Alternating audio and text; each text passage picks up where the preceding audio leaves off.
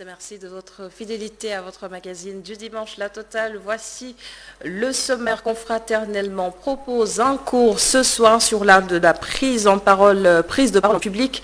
Parler devant du monde requiert beaucoup de subtilité et de retenue aussi, ce qui nous sert de prétexte pour aborder la question. C'est le limogeage de Pape Amadou Sarr de son poste de délégué général de l'ADER, la délégation à l'entrepreneuriat rapide. Des experts nous donnent les clés pour réussir son speech.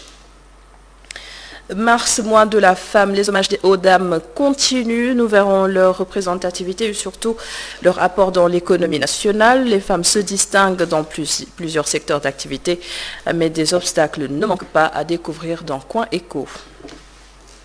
Les artistes et leurs sources d'inspiration au pluriel, c'est un mystère parfois. L'inspiration est spontanée et pourtant le résultat qu'elle produit nous éblouit.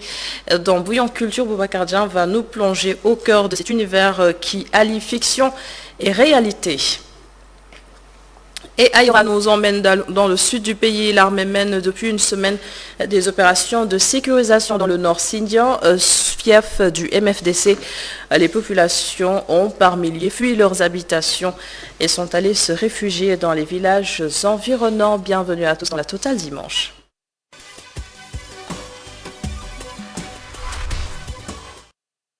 C'est en fin de semaine dernière que le délégué général de l'ADER, Pape Amadou Sarr, a été relevé de ses fonctions. Le motif évoqué, une erreur de communication, une phrase de trop hors contexte. Il y a un expert en communication et un sociologue pour analyser ce discours. Pour Fernand Nino Mendy, Pape Amadou Sarr a surtout manqué de mesure. Un homme qui a donc voulu partager ses convictions en faisant fi de la dimension sociologique du pays. C'est l'analyse du sociologue Dr Ousmane Diaye, le tout dans le dossier d'Abdoulrahmani. D'un président de la République qui dit mettre sous son coude des dossiers compromettants à une autorité religieuse qui juge une autre communauté, passant par une autorité déléguée générale d'une structure publique qui donne son feu vert aux femmes pour donner la main aux hommes, faisant fi de la religion qui l'interdit.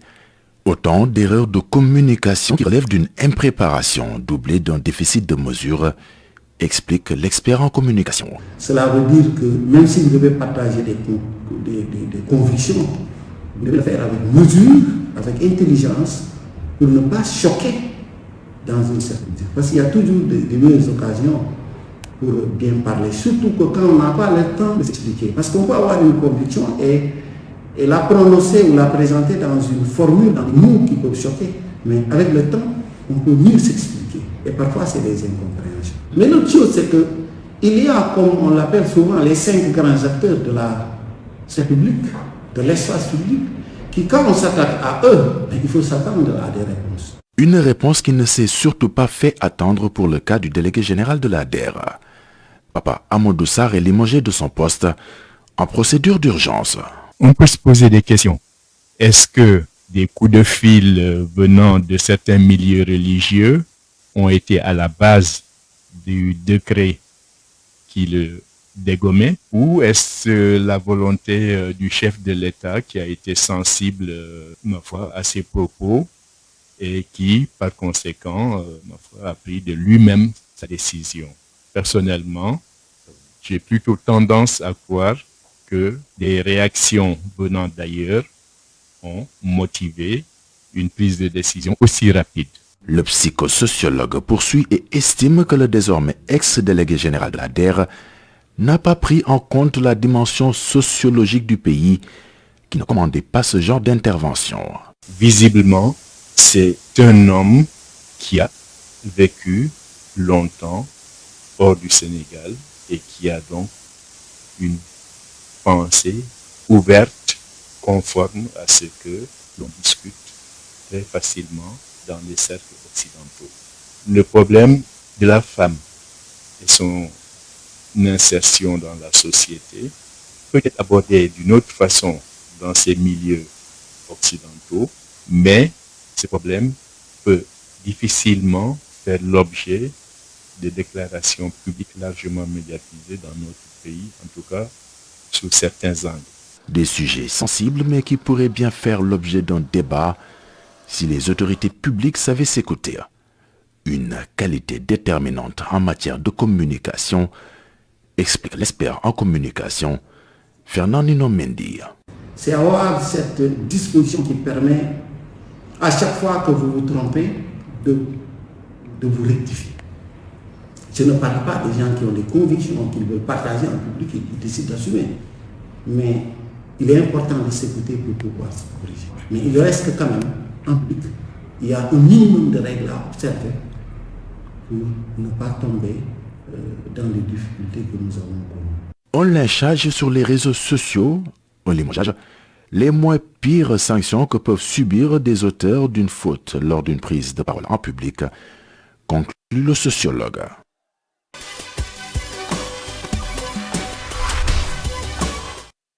Merci beaucoup Abdourahmani pour ce reportage. Alors notre invité ce soir, donc confraternellement, Mamadou Ciss, juriste expert formateur à l'école d'Al-Oratoire.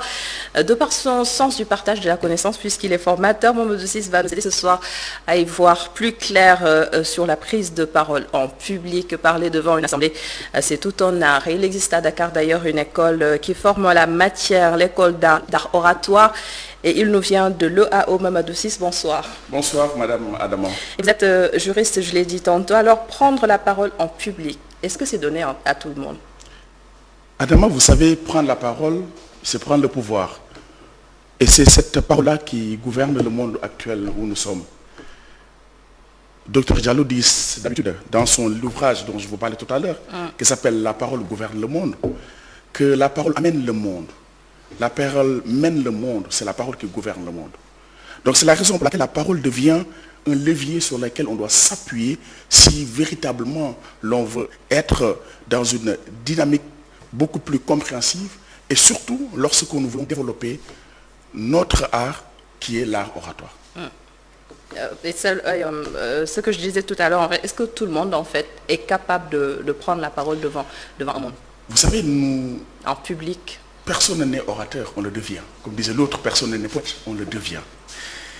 Et la prise de parole en public appelle à des techniques, appelle une méthode qu'il faudra acquérir. Et vous savez aujourd'hui, savoir prendre la parole n'est plus un don, c'est une compétence qu'il faut acquérir.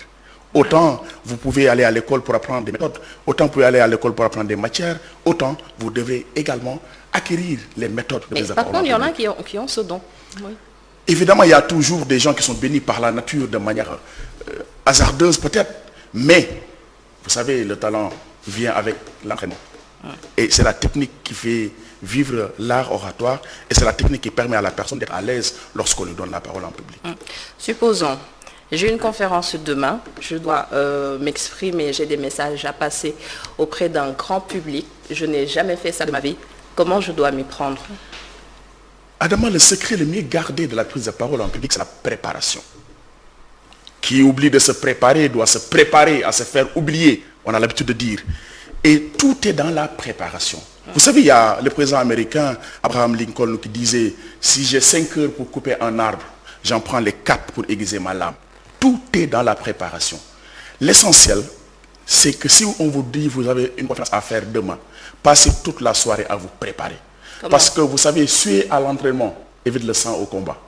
Et tout est dans la préparation. Concrètement, c'est quoi cette préparation? Cette préparation consiste à maîtriser, à assimiler les différentes règles de la prise de parole en public. Vous savez, il y a 3 sortes de règles dans la prise de parole en public. Il y a ce qu'on appelle la communication verbale, la communication non verbale et la communication paraverbale. Et chaque élément a une existence dialectique dans votre prise de parole en public. S'il s'agit de la communication verbale, ce sont les mots. Vous devez choisir vos mots, les utiliser à bon escient. Et les mots ne font pas le tout. Les mots sont un élément d'un ensemble. Après les mots arrive ce qu'on appelle la communication non verbale. Ce sont les gestes, c'est le regard, c'est la mimique, ce sont les déplacements, c'est également les mouvements de votre tête. Et enfin, il y a ce qu'on appelle la communication paraverbale. Là, nous sommes dans ce qu'on appelle la prosodie. C'est la musicalité de votre voix. Ce sont les moments où vous accélérez ou bien vous décélérez. Donc c'est tout un ensemble, c'est tout un art qu'il faudra maîtriser dans ce cas. On parle beaucoup de développement personnel aussi pour une prise de parole réussie en public. Est-ce que c'est toujours nécessaire? Qui ne croit pas en lui ne peut pas pousser les autres à croire en lui. On dit souvent en expression latine, non sine opinione facundia. Il n'y a pas d'éloquence sans conviction. Et cette conviction est le résultat de ce qu'on appelle la confiance en soi. Et c'est là où entre en ligne de mire le développement personnel. La confiance en soi, c'est la fille de deux éléments fondamentaux plutôt. Le premier élément, c'est là qu'on appelle la connaissance de soi. Connaître ses qualités, connaître ses défauts, ses zones d'amélioration. Une fois qu'on se connaît, il y a ce qu'on appelle l'affirmation de soi. S'accepter. Accepter comme on est. C'est là où maintenant, dans le cadre des 10 règles d'or qui sont bien détaillées dans le livre de docteur, on parle de l'authenticité. L'orateur doit être naturel et sincère. Et c'est tous ces éléments-là qu'on appelle le développement personnel. Pas d'artifice, vous ne pourrez pas de toute façon faire quelqu'un que vous n'êtes pas. J'ai l'habitude de dire, si l'on pousse les gens à aimer quelqu'un qu'on n'est pas, le jour où on sera nous-mêmes, ils vous détesteront. Donc poussez les gens à aimer quelqu'un que vous n'êtes pas, le jour où vous serez vous-même, ils vous détesteront. Et quand on le dit, cela ne veut pas dire non plus de ne pas copier, parce que de toute façon, c'est en copiant qu'on devient original. Alors, on en vient maintenant aux personnalités publiques, les hommes d'influence, on va dire qu'importe le secteur. Est-ce que leurs sorties doivent toujours être préparées? Mais évidemment, vous savez, il n'y a pas de petit discours, il n'y a pas de petite prise de parole en public. Chaque prise de parole doit être maîtrisée, doit être calculée, doit être calibrée. Et d'ailleurs, quand vous ne vous préparez pas et que vous vous jetez en pâture, vous risquez de commettre ce qu'on appelle des péchés de l'orateur. Vous savez, il y a des infractions pénales qui existent, mais il y a aussi des infractions verbales qui existent. Il s'agit d'une contravention verbale, je dirais des délits verbaux ou bien même des crimes verbaux. Et ça aussi, ça existe. C'est la raison pour laquelle... Ça peut coûter cher aussi parfois. Ça peut changer une carrière. L'exemple de notre sujet sur le désormais ex-directeur de la DERPAP, Amadou Sarr. Vous savez, il y a ce qu'on appelle les péchés verbaux. Il y en a 7. C'est la gaffe, c'est la bourde, exemple. C'est le crime de l'orateur, c'est le suicide en plein bonheur. Et ce que le directeur Amadou Sarr a fait, ça s'appelle la bourde. Et c'est également un péché verbal. C'est comme ça que vous l'analysez? C'est la bourde. La bourde, c'est le fait que vous, dans une certaine, on va dire, légèreté, il a pu glisser un mot qui était mal placé. Et c'est une bourde... Qui exprime une pensée, hein, on précise. Même si ça exprime une pensée. Vous savez, on ne dit pas tout ce que l'on pense. Même si tout mériterait d'être dit. Mais tout ne peut pas être dit, malheureusement. C'est la raison pour laquelle, même si vous le pensez, il y a des moments où il ne faut pas toucher l'intouchable. Et dans un pays de croyants, il y a des éléments qu'on ne touche pas, y compris la foi des croyants. Et malheureusement, il disait d'ailleurs, je vais être provocateur. La provocation a été de trop. Oui. Et on parle aussi de media training pour ces hommes. Est-ce que c'est aussi nécessaire, hein? Le media training est fondamental et c'est obligatoire d'ailleurs pour un homme politique. Parce que votre parole n'est pas votre parole. Votre parole, c'est tout simplement la parole de l'État. Et qui s'expose. Et vous vous exposez à des éléments peut-être positifs ou bien à des éléments négatifs. C'est la raison pour laquelle le media training joue ce rôle. Et nous, à l'école d'art oratoire, nous accompagnons des leaders, nous accompagnons des managers, nous accompagnons des ministres et des députés. Et l'objectif derrière, c'est qu'à la fin, que ces hommes politiques-là, que ces hommes publics puissent véritablement maîtriser leurs paroles et savoir également utiliser les mots qu'il faut à la place qu'il faut. Parce que l'objectif également, c'est de parler devant quiconque à n'importe quel moment. Puisqu'on est sur la scène politique, on dérape souvent, hein, dans les discours. Et tout a déjà été écrit. C'est risqué de sortir de son discours déjà préparé. Quand on dit préparer son discours, vous savez, dans les règles de la prise de parole en public, première règle, on vous dit tu maîtriseras ton accroche et ta chute. Les premiers mots que vous allez prononcer, l'exorde, c'est-à-dire la captation de bienveillance, elle doit être maîtrisée. Elle ne doit pas du tout être improvisée. De toute façon, on verra que même l'improvisation ne s'improvise pas. Et donc, là, vous devrez calibrer votre message. Vous devez maîtriser votre message. Vous devez être capable, véritablement, lorsque vous allez prendre la parole, d'être à l'aise. Et donc, la préparation du discours entre en ligne de mire. Quand vous ne préparez pas votre discours, vous risquez de commettre des erreurs. Maintenant, le fait de préparer le discours ne veut pas dire aussi mémoriser totalement les discours. Mémoriser les grandes parties du discours et le reste. Vous saurez déjà quels sont les éléments qui viennent concocter, qui viennent en réalité donner de l'élan et de l'allant à votre discours. Mais le pire serait de mémoriser un discours parce que il y a tout à l'heure, comme je disais, le crime de l'orateur, c'est que vous pourrez, au moment de prendre la parole, si tout est contre vous, même le vent est contre vous, et que malheureusement, malencontreusement, le vent emporte vos feuilles, vous êtes dans ce cas dans dans un Ça, moment c'est un autre problème. terrible de désolation. Oui. Est-ce que c'est toujours dangereux d'improviser? Je vais vous dire une chose. C'est déconseillé d'improviser. Vous me direz que c'est pas ça. Mais parce que même l'improvisation ne s'improvise pas. Je donne un exemple, l'un des plus grands orateurs du XXe siècle qui s'appelle Winston Churchill, qui lors de ses grands discours qui ont marqué l'Europe, qui ont marqué le monde, était en face du public anglais et disait, mesdames, messieurs, je ne vais pas lire un discours aujourd'hui, je vais parler avec le cœur. Et il commençait à parler avec le cœur. Et les gens étaient galvanisés. Ils disaient, ah, le monsieur, il est très fort dans l'improvisation. Sauf que, vous savez quoi? Tout ce qu'il avait dit, c'était exactement ce qu'il avait écrit. Donc, tout est préparé. L'improvisation, c'est tout simplement un rendu plutôt d'un moment où on a préparé d'abord en amont. Ça, c'est fondamental. Donc, il ne faut jamais pas improviser. Improviser sans préparation. C'est déconseillé. Il faut au contraire se préparer et peut-être donner l'impression d'improviser. Parce que aussi mieux vaut donner l'impression d'improviser plutôt que donner l'impression de réciter une leçon. Parfois aussi, le stress et le trac nous poussent à dire des choses que nous ne voulions pas dire. Comment justement parvenir à vaincre ces peurs? Vous savez, tout le monde a le trac. D'ailleurs, le trac, c'est ce qui fait de nous des humains. Quelqu'un qui n'a pas de trac, quelqu'un qui vous dit qu'il n'a pas de trac, qu'il n'a pas d'émotion, méfiez-vous de lui parce qu'il est dangereux. Il est capable de vous écorcher, même si le mot n'est pas bien placé, sans soucier. Or, il y a deux types d'effets que le trac fait. Soit le trac vous galvanise, soit il vous paralyse. Oui. S'il vous paralyse, c'est l'hécatombe, mais quand il vous galvanise, ça vous permet déjà de vous attendre tout simplement à un challenge. Quand j'ai le trac, c'est parce que j'ai un challenge. Je dois convaincre. Je dois donner tout simplement un discours remarquable. C'est l'enjeu qui prend le pas sur le jeu. C'est la raison pour laquelle on a le trac. Mais il faut gérer le trac. Comment le gérer? D'abord, la première des choses, c'est la respiration. Il faut maîtriser sa respiration. Il y a trois types de respiration. Il y a la respiration claviculaire, la respiration des épaules. Il y a la respiration thoracique de la poitrine et il y a la respiration ventrale. La meilleure respiration, c'est la respiration ventrale. C'est qu'il faut tout simplement être dans une respiration qui vous permet de véhiculer le sang dans tout le corps. Vous savez, Adama, nous avons 53 litres d'air dans nos poumons. Et c'est grâce à la respiration que ces 53 litres d'air deviennent on va dire, une véhicule qui nous aide dans notre prise de parole en public et facilite un peu la décongestion des éléments par-ci et par-là. En tout cas, ça part très vite dans sa tête. On a peur, on est stressé. Après, on se dit qu'on doit bien respirer pour continuer ce discours. Ça a l'air assez compliqué quand même. Vous savez, tout est dans la, comme je dis, c'est dans la pratique. Oui. C'est à force de pratiquer de toute façon qu'on arrive à transgresser les choses et à passer facilement sur certains éléments. Mais quoi qu'on puisse dire, que vous soyez dans l'art de l'improvisation, que vous soyez dans les techniques de présentation, que vous soyez dans la prise de parole en public, que vous soyez même dans le développement personnel, il y a un élément fondamental, il y a un élément qui doit être au cœur de tout ce que vous allez faire, c'est la préparation. Parce que de toute façon, si vous vous préparez, vous avez, on va dire, 50% du stress qui part. C'est comme jouer dans un match sans pour autant s'échauffer. Donc, si vous rentrez, vous risquez d'avoir ce qu'on appelle un claquage et ce sera tout simplement une infraction.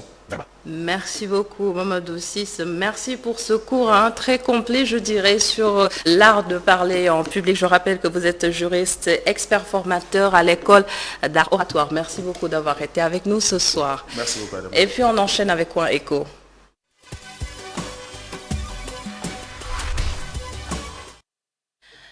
La contribution des femmes à la croissance économique du pays est colossale. Elles représentent une forte main-d'œuvre dans un secteur comme l'agriculture et dans d'autres activités informelles.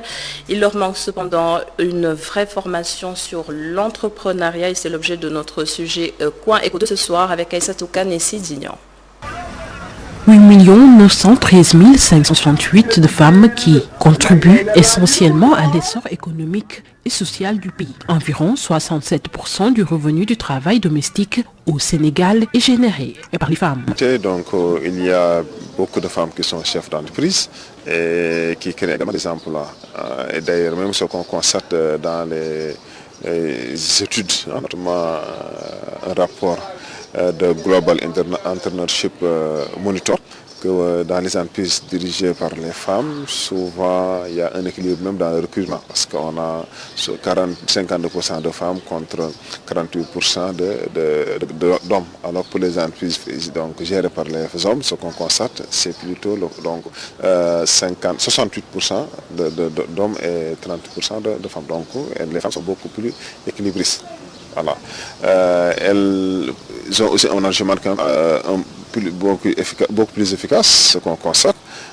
Et pour le financement, elles font recours à beaucoup de ressources, notamment leur épargne personnelle, auprès des membres de la famille ou encore de leur tontine. Malgré l'impact positif sur l'économie, leur taux d'activité est de 33,3% contre 69% pour les hommes. Dans le même temps, le chômage touche 44,4% de la population féminine et 18% de la population masculine. Une participation économique réduite au néant par les dépenses faramineuses. Elles jouent un rôle très important dans l'économie, mais le seul problème, c'est que la façon dont elles travaillent, la façon dont elles dépensent cet argent, c'est ce qui pose problème. C'est pourquoi vraiment elles ne sont pas beaucoup efficaces. Elles ne pourront pas beaucoup investir. Ce sont des femmes qui ne pourront pas développer des industries. Et pourtant, elles peuvent développer des industries. Pourquoi? Parce qu'elles n'épargnent pas. Elles dépensent vraiment entre guillemets dans des futilités, dans des événementiels.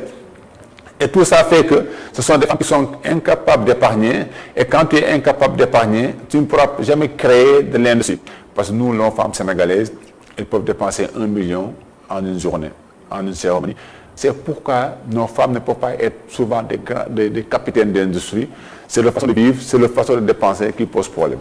Bien qu'il faudrait relativiser, renchérit l'ancien chercheur à l'INSEPS, selon lui, les femmes ont de nos jours un comportement de dépenses plus réfléchi. Ça, c'est des traditions, des habitudes, voilà, après, qui ont tendance quand même à baisser. Ça, il faut le dire, parce que les mentalités évoluent aussi. Parce que si on veut se développer, si on veut atteindre un certain niveau de développement, on est obligé de mettre davantage l'accent sur l'accumulation du capital. Et non travailler pendant 1 an, 3 ans, faire des économies et tout dépenser lors d'une cérémonie. Je pense que ça n'a pas beaucoup de sens. Et je pense que les mentalités évoluent aussi, ça, il faut le reconnaître. Après, maintenant, le point faible, c'est pas uniquement pour les femmes, mais aussi pour les hommes, c'est souvent le suivi. Parce que lorsque vous bénéficiez d'un financement, après le suivi, souvent c'est qui pose problème. Parce qu'on doit vous encadrer aussi jusqu'à ce que l'entreprise ou en tout cas l'activité. Donc je pense que dans les années à venir, elles vont faire encore plus de performances. Parce que déjà, elles sont sur la bonne voie. Comme la réalité montre de grands déficits, des solutions sont inéluctables en vue d'améliorer la donne pour une contribution effective des femmes à l'économie. Donc aujourd'hui, je pense qu'il faut une organisation, une formation, une conscientisation des femmes. C'est important.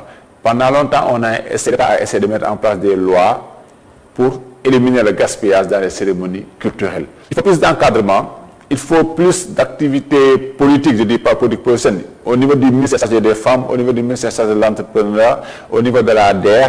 Il faut vraiment des programmes spéciaux vraiment pour encadrer, orienter, conseiller, conscientiser vraiment les femmes, pour vraiment, et puis essayer de prendre des femmes exemplaires, les mettre au devant de la lumière, qu'ils parlent à leurs amies femmes, à leurs collègues femmes, pour essayer vraiment de changer la tendance. Malgré qu'ils aient accentué leur prédominance dans le secteur informel en expansion, se pose encore la participation des femmes à la prise de décision économique, ainsi représentées dans les instances de décision au sujet des politiques économiques.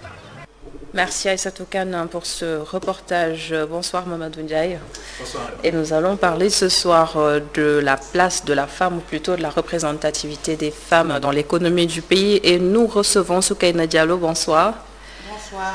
Vous êtes chercheur en économie au Consortium pour la recherche économique et sociale. Il est aussi conseillère municipale à la commune de Biscuiterie, en même temps vice-présidente de la commission finance, plan et prospection.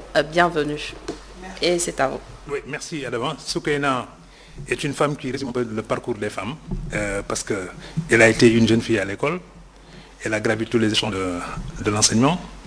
En ce moment, elle est doctorante, puisqu'elle continue ses études à l'université, mais elle est aussi dans un centre de recherche extrêmement réputé au Sénégal et même en Afrique, c'est le Consortium d'études et de recherche économique pour la recherche économique et sociale, que dirige donc notre ami Abdoulaye Diagne. Eh bien, donc, Soukaina, on a eu un aperçu aujourd'hui, non pas des batailles des femmes, mais du statut et du rôle des femmes dans la société.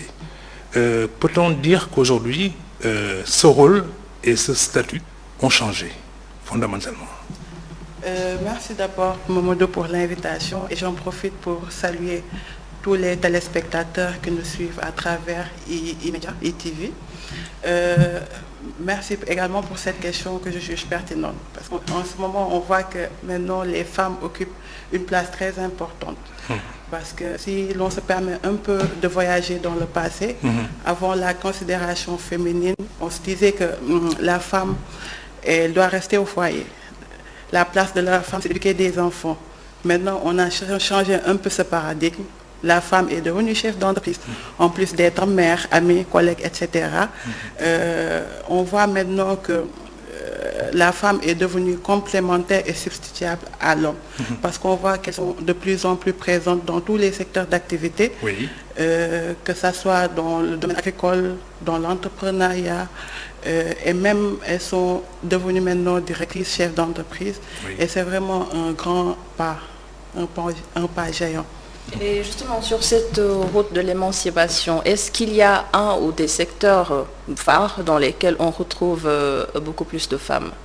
Oui, c'est vrai que maintenant les femmes sont plus dans le secteur, tout ce qui est administration publique privée, mais n'empêche, on voit l'énergie déployée par les femmes qui parviennent maintenant à transgresser quand même beaucoup de paradigmes, parce qu'il y a certains métiers qui étaient exclusivement réservés aux hommes, comme voilà, la mécanisation, le cercle de pilotage, la menuiserie, etc. Et on voit maintenant la présence de plus en plus féminine. Est-ce que la place conquise par les femmes aujourd'hui, c'est le fruit d'une lutte âpre des femmes ou bien c'est le résultat d'une concession des hommes?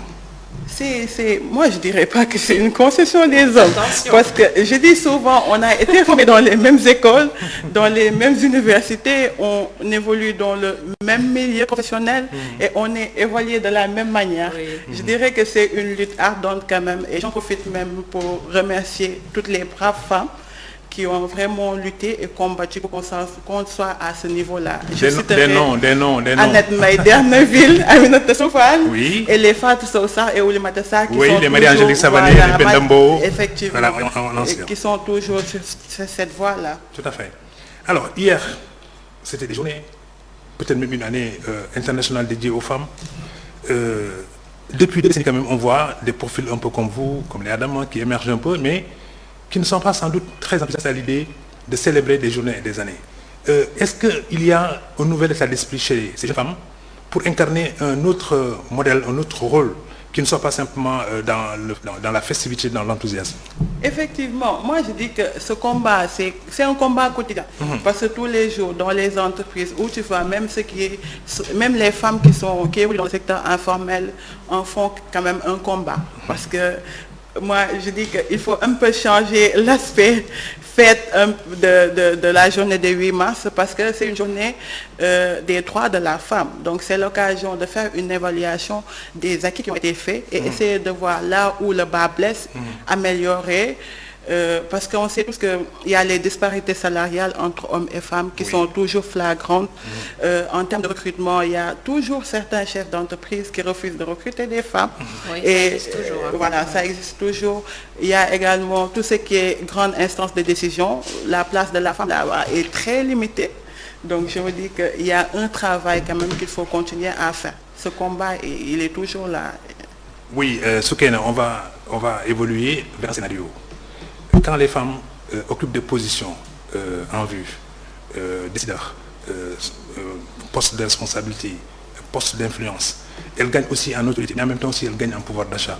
Quel est le scénario d'une société où les femmes gagnent davantage d'argent, ont du pouvoir et ensuite sont face à des hommes qui sans doute sont dans une attitude de recul ou d'immobilisme? Voilà, on a besoin même d'ailleurs de cette société, ce que je dis souvent.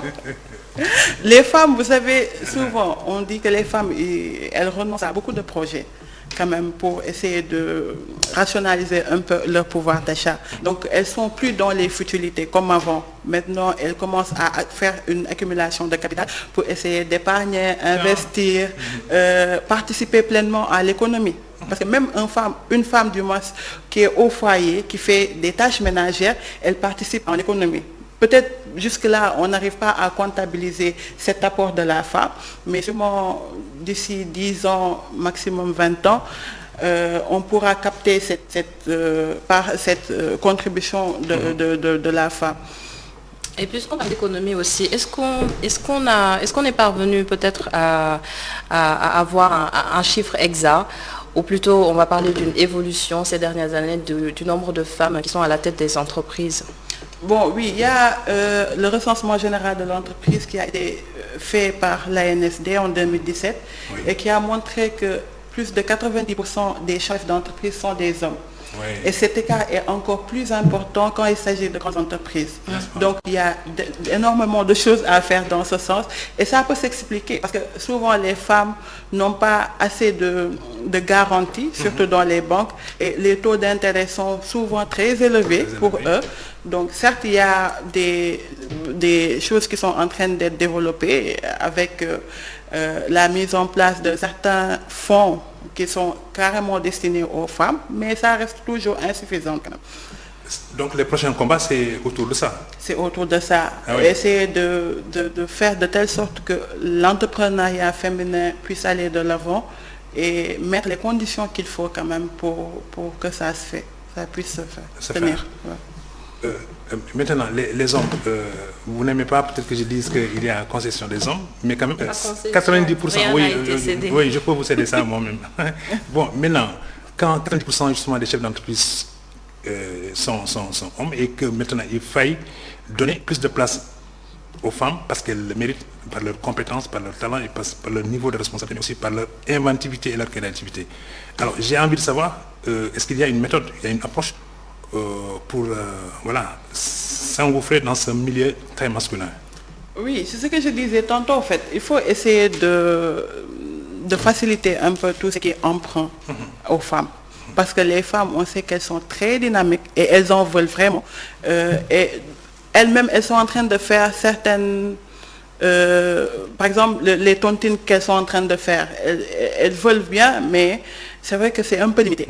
Parce que même si on voit du côté formel, il y a les femmes qui sont là, qui sont formées, mais à cause de certaines, certains préjugés, certains stéréotypes, elles sont du moins un peu reléguées en second plan. Et on se dit que c'est l'homme qui a plus le temps, c'est l'homme qui peut faire ça. Et laissons arrêter les femmes, alors que souvent je dis que tout ce qui est travail et rigueur, ça se va plus chez les femmes. Parce que les femmes chefs d'entreprise ont des chiffres d'affaires qui explosent.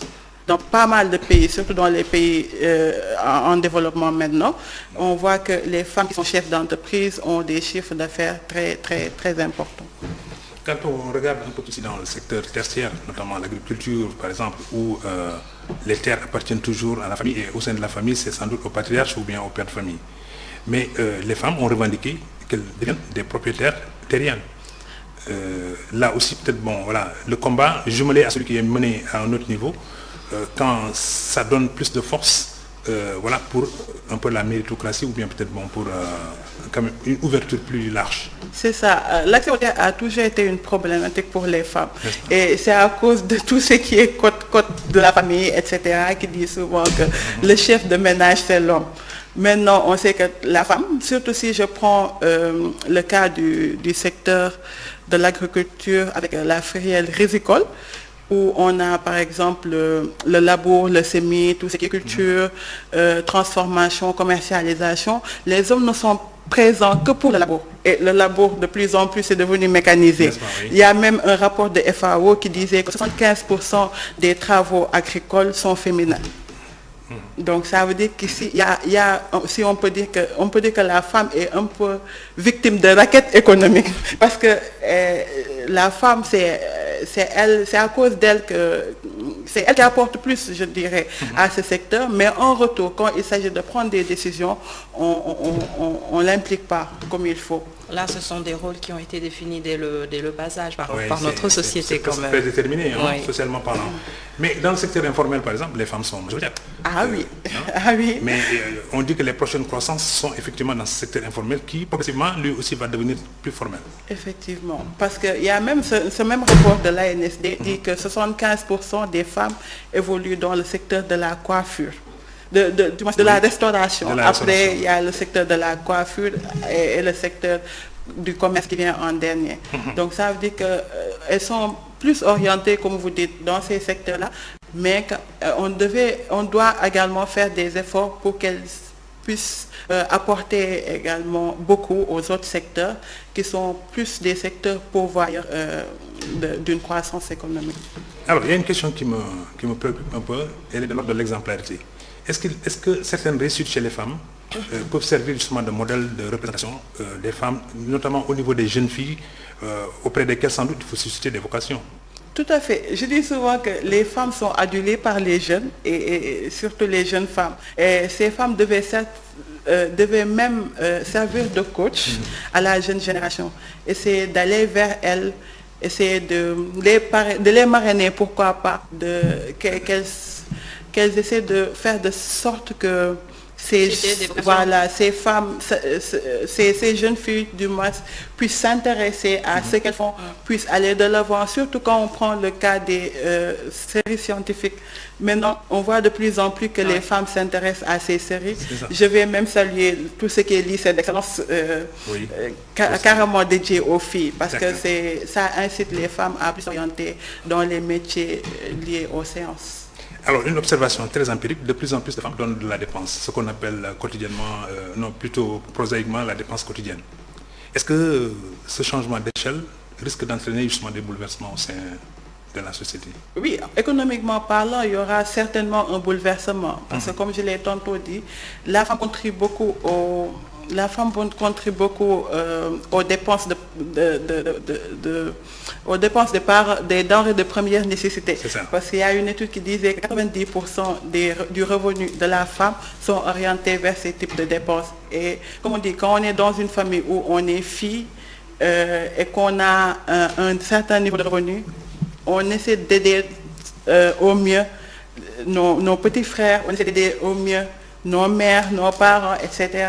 Donc on essaie également de fluctuer cette monnaie-là pour après créer d'autres choses. Donc moi je me dis que c'est une bonne chose quand même. Une petite dernière question, mais c'est une sorte de pierre dans notre propre jardin. Adama vient d'être plébiscité au Congo-Brazzaville comme meilleur présentateur de toute l'Afrique. Mais vous, femme doctorante en économie, dans le secteur des médias, quelle peut être justement la place des femmes, ne serait-ce que pour peut-être inverser un peu le regard que la société projette sur la femme? Donc je vais féliciter d'abord Adama. Ça c'est une très bonne chose comme vous dites, parce que si on voit au Sénégal, je pense qu'il y a une seule femme qui est directrice de télé. Voilà. Oui. Et les temps oui, c'est Maïmouna Nour Faye. Donc on est vraiment dans cette terre-là, donner la chance aux femmes d'occuper certains postes, d'être directrices de radio, de télé. Et maintenant, on voit de plus en plus la présence féminine quand même dans le secteur des médias. Et c'est une très bonne chose quand même que j'encourage et que j'espère que ça va continuer. Oui, on l'espère aussi. On espère également une prochaine étude justement sur l'économie dans les médias. Effectivement, pourquoi pas. Oui. Je vais soumettre cette doléance au professeur Diagne. Docteur, merci beaucoup. Voilà, on est toujours dans le mois de mars, le mois au cours duquel on parle plus des femmes. Mais cette fois-ci, on parle des femmes dans le secteur de l'économie où elles commencent à avoir des positions clés. Adama. Merci Mamadou. Merci également à Soukaina Diallo d'avoir été avec nous ce soir. Il est bientôt 19h45, l'heure des infos. Le bulletin vous sera présenté tout de suite par Awa Diopsen et on se retrouve dans une vingtaine de minutes pour la deuxième et dernière partie de la Totale Dimanche. Restez avec nous et à tout à l'heure.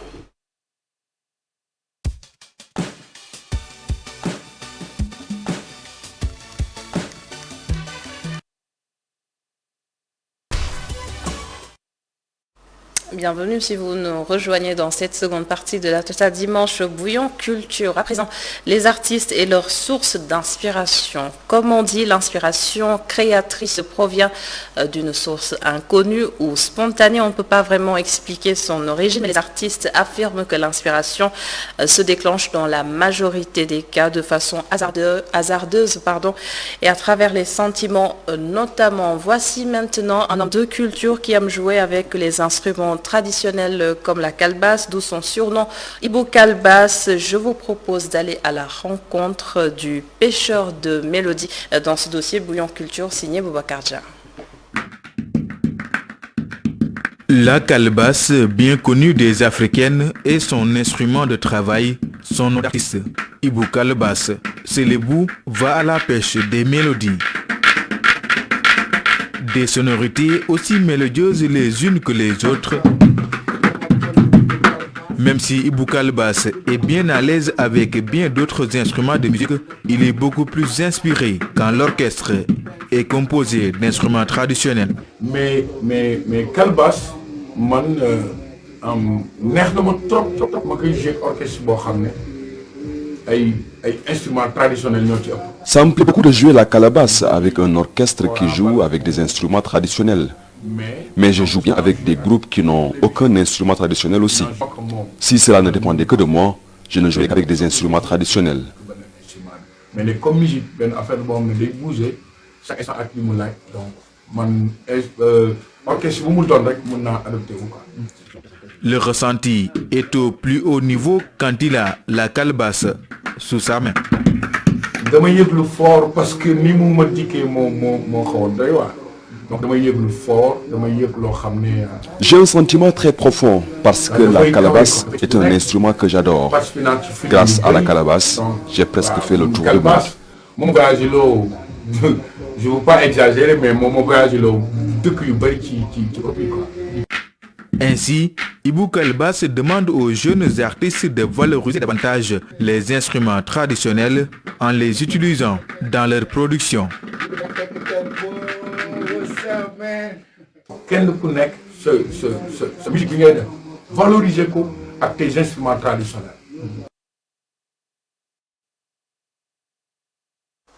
Boubacar Dia qui a donc signé ce reportage, il est avec nous sur ce plateau. Bonsoir Boubacar. Bonsoir Adama.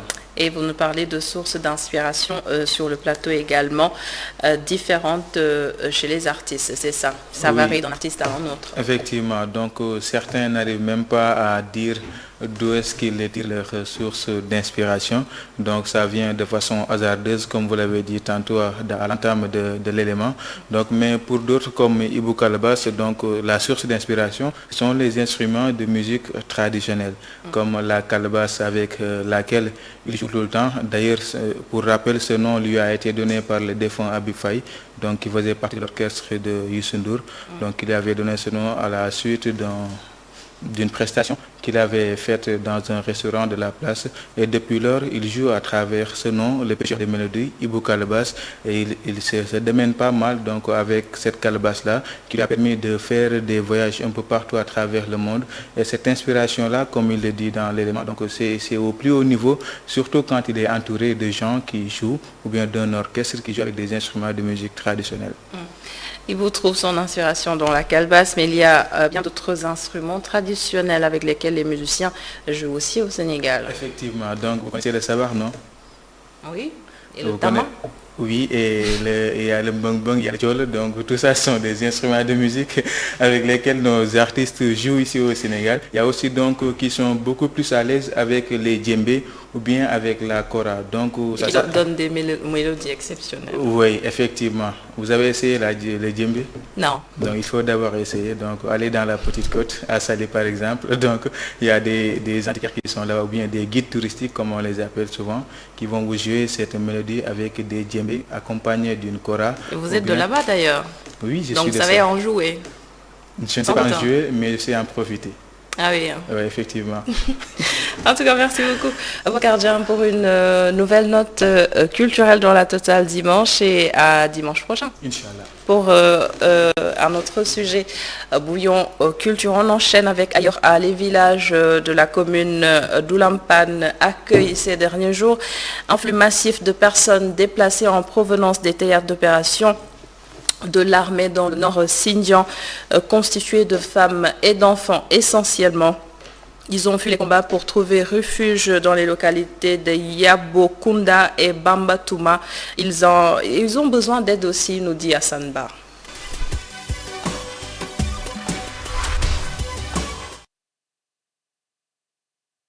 L'armée mène des opérations de sécurisation depuis une semaine dans le nord Xinjiang pour le démantèlement des bases rebelles. La violence des combats entre l'armée et les combattants du MFDC a déjà fait beaucoup de déplacés dans la zone. Des déplacés essentiellement composés des enfants et des femmes à Bambatouma, village situé dans la commune d'Oulampan, non loin des théâtres des opérations. Nous avons rencontré une dame qui a fui Kandiadou avec sa progéniture.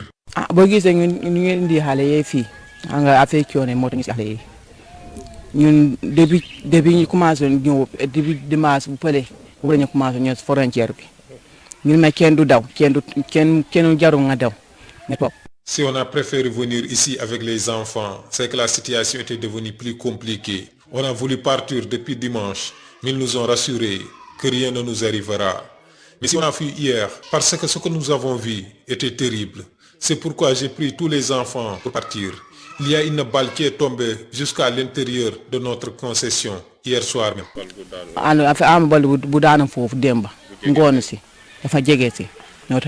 Comme Suntu Badji, ces deux dames aussi ont fui Tampinda et Kanfunda, deux localités qui cohabitent avec des positions du MFDC.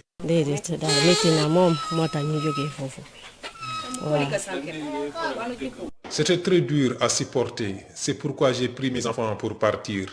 Chez nous, c'est à quelques encablures de Kanilai, théâtre des opérations. On entendait des coups de feu à chaque instant.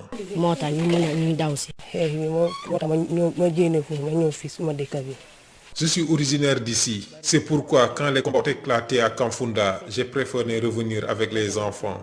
Mon mari et ses frères sont toujours là-bas. Chez nous, c'est l'avion qui bombardait à chaque instant. À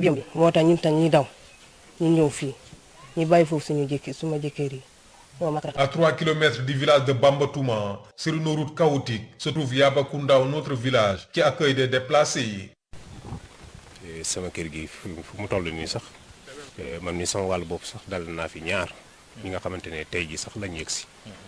Même ici chez moi, j'ai deux qui viennent d'arriver à l'instant des zones de combat. Dans le village, j'ai déjà répertorié 5 femmes qui sont venues avec leurs enfants. Ils sont venus très fatigués et traumatisés parce qu'ils ont parcouru plusieurs kilomètres en traversant des zones dangereuses. Je veux de l'aide, j'ai pas beaucoup de moyens.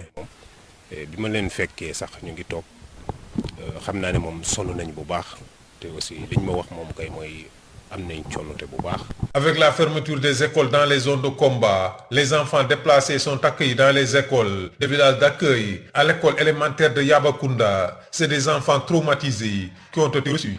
Par contre, celle qui est au CM1, quand elle est arrivée le matin, quand elle entre en classe, elle a commencé à pleurer. Il a fallu essayer de la calmer, en la présentant à ses camarades, leur expliquer la situation, leur dire que c'est une enfant comme eux, qui a des problèmes là où elle vient. Elle est venue ici juste pour continuer à apprendre. Le maire de la commune d'Oulampan, qui a fait le tour de certains sites qui se sont vidés de leurs équipements, décrit une situation catastrophique, d'où son appel à faveur d'un appui alimentaire de la part de l'État pour aider à gérer le flux de déplacés. Vraiment là-bas, il y a le désespoir. Les gens ont laissé seulement les vieux et les vieilles personnes sur place. Donc ces personnes même sont en difficulté pour pouvoir se prendre en charge parce que la plupart c'est des vieux de plus de 50 ans. Certains ont 50 ans, par contre d'autres ont plus de 60 ans. Ces gens-là, ils se débrouillent difficilement pour se prendre même en charge. Parce que les enfants sont partis, leurs femmes sont parties. Et vraiment c'est compliqué à leur niveau. On a recensé environ plus de 300 personnes qui se sont déplacées. Donc ces 300 personnes-là aujourd'hui même, ensemble avec l'équipe municipale, on a organisé une rencontre extraordinaire pour discuter de cette situation. Mais il se trouve être que la commune de Oulampan, comme on le sait tous, c'est une commune rurale qui n'a pas de moyens pour pouvoir supporter cette masse de population qui s'est déplacée à cause du conflit. Donc j'ai parlé avec le sous-préfet de Sindian, j'ai parlé avec certains responsables d'ONG pour qu'ensemble nous puissions vraiment venir au soutien à cette population qui se trouve être les femmes et les enfants dans la majorité. La situation reste très précaire pour des centaines de personnes déplacées ayant préféré s'éloigner des rayons de combat. Ils arrivent dans leur site d'accueil traumatisés par leur départ précipité. L'aide des autorités est vivement sollicitée. Et voilà, c'est la fin de la totale de ce dimanche. Merci beaucoup de l'avoir suivi. Merci à l'ensemble des équipes techniques et bonne suite des programmes sur ITV. On se retrouve demain pour le 19h45.